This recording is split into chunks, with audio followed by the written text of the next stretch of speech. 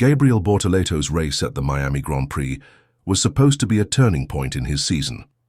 It was the moment when things finally looked like they were coming together. He had found a better rhythm with the Sauber car, was showing maturity behind the wheel, and seemed ready to score some solid points. But everything fell apart on lap 32. His car suddenly lost power, forcing him to retire in a frustrating and unexpected way. For a young driver already dealing with so many challenges, this was a cruel blow. And what made it worse was the fact that it wasn't his fault. Once again, the team made strategic decisions that didn't help, and when the car failed, the blame started falling unfairly on Bortoleto's shoulders, especially from fans in his own country. From the very beginning of the weekend in Miami, things didn't feel right inside the Sauber garage. The team looked confused. There was no clear direction or strategy, and it seemed like nobody knew what to expect. Despite this, Bortoleto stayed, calm and focused. During the sprint race, however, the team made a risky choice. On a dry track with only a small chance of rain, they made a strategy call that didn't make much sense. Instead of choosing a plan that would help him push forward, they went for something experimental, and it didn't work. Bortoleto finished 15th in a race where he clearly had the potential to finish much higher. His driving was solid, but again, the decisions made in the pit lane held him back. Even though the sprint didn't go as planned, Bortoleto didn't let that affect his mindset. He came into qualifying with a clear head and managed to outpace his teammate, showing that he was adapting quickly. He advanced to Q2, proving that his skills were not the issue. It was the team around him that needed to step up. His performance in qualifying wasn't flashy, but it was steady. That's what makes a good Formula One driver, especially one still learning the ropes. The ability to stay calm, make the right decisions, and get the most out of the car no matter what. Sunday came with dark clouds hanging over the Miami circuit. Rain was possible, and everyone was on edge. These kinds of races are always tricky because even a small mistake can change everything. But once again, Bortoleto showed maturity beyond his years. Starting from 13th on the grid, already an achievement considering Sauber's struggles, he stayed out of trouble during the opening laps. While many drivers around him made contact or took wild risks, Bortoleto kept things clean. He picked his moments carefully and defended his position with confidence. He wasn't in a competitive car, but he was getting everything he could out of it, staying close to the cars ahead and managing his tires well. Throughout the race, his team radio was calm. There were no angry messages, no panic, just quiet focus. It was clear that Bortoleto was in the zone. He understood the car, knew its limits, and was working within them. It wasn't a flashy drive, but it was efficient. He was the kind of driver who plays the long game, someone who builds momentum step by step, who doesn't throw it all away with one risky move. And with the race unfolding the way it was, there was real hope that he might finish in the top 10 and take home some points. But then, things started to go wrong. The weather radar still showed possible rain, but there were no real signs on the track. Even so, the team decided to call Bortoleto into the pits early. His tires were still working well, his pace was steady, and there was no urgent need to stop. Yet the order came, and he followed it. The team fitted medium compound tires and sent him back out, right into heavy traffic.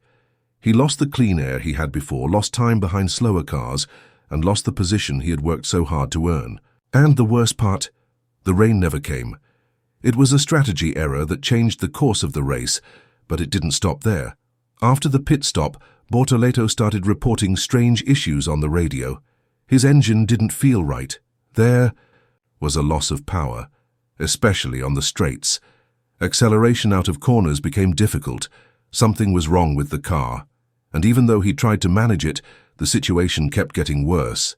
Still, he didn't complain or yell. He just kept driving, trying to salvage something from a race that was slipping away from him. Then, on lap 32, the car gave up completely. Just like that, the engine died, and Bortoleto had to pull over between turns 16 and 17, right next to the track, in a dangerous spot. The virtual safety car had to be deployed so marshals could safely remove the Sauber from the circuit. The radio went silent. You could hear the frustration in his voice. even though he stayed calm. No screaming, no blaming, just the quiet disappointment of a driver who had done everything right, only for the car to let him down. As his car was being towed away, social media lit up. Fans were talking. Some were furious at the team. Others used the failure as another excuse to criticize Bortoleto. Shockingly, many of the harshest voices came from Brazilian fans. Instead of supporting one of their own, they were pointing fingers, saying he wasn't good enough, ignoring the fact that the mechanical failure had nothing to do with him. The engine had failed. The strategy had failed. But Bortoleto had done his part.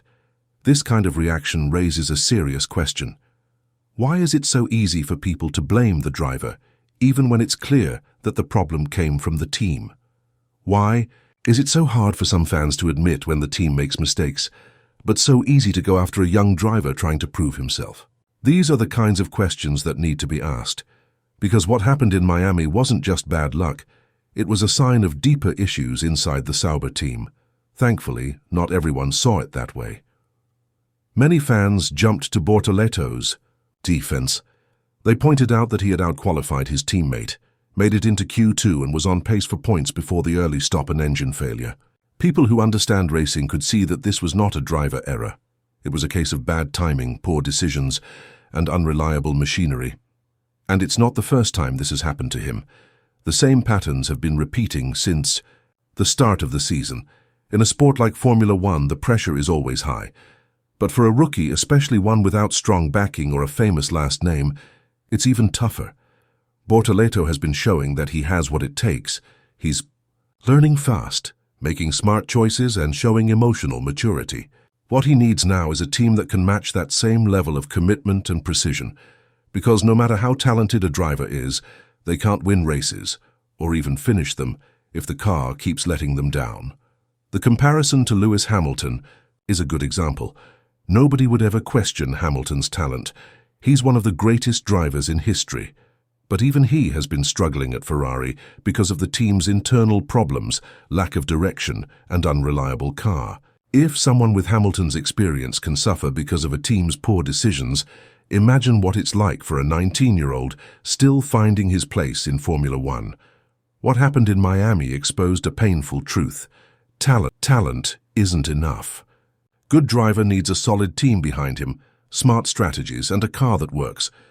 Bortoleto showed in Miami that he has the talent, the racecraft, and the attitude to succeed. But if the team doesn't stop making the same mistakes, they risk wasting the potential of a promising driver who's doing everything right under difficult conditions. He's not giving up, though. Despite the early exit, despite the criticism, qualifying performance in Miami is proof that he's doing more than just reacting to the car. He's actively participating in his own development. Beating Hülkenberg, at least for now, is a powerful statement. It shows he understands how to compete at a high level. Now, the focus shifts to the race. The track is tricky, the grid is tight, and the rain could turn everything upside down.